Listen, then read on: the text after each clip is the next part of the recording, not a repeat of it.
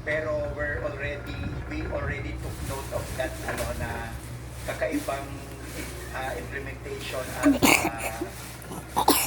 conditions yung nabigay sa amin pagdating sa Marigondon na specifically sinasabi na yung activities namin should take into consideration yung proximity ng coral area doon sa may area na between Marigondon at Subo.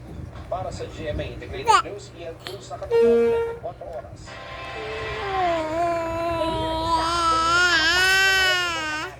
Ang nagsilayan sa mga National Park sa Cotabato. Philippine Tribon o mas kilalang anak ng tribong Omo Munubo. Endemic po ito o sa Pilipinas na makikita. Pero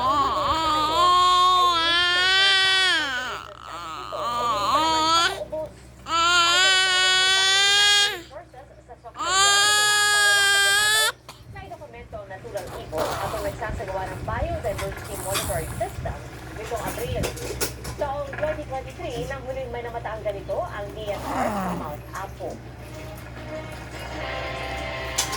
Mga kapuso, magkakaroon bawas sa produktong petrolyo. Mula nas 12 una ng araw ng May 7 ay magkakaroon ng Peekaboo! Peekaboo!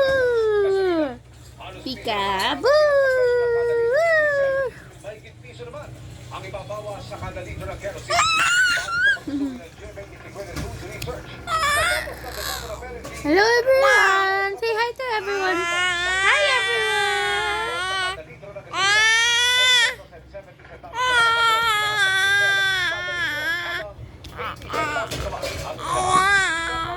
kerosene. My name is Ibiana Alodia. Ang upcoming Cinemalayang film na Balota. Ang bibida niya, none other than part-time queen, Marian Rivera, na may mga bago na namang dance challenge. Mag-check natin Nelson Carlos.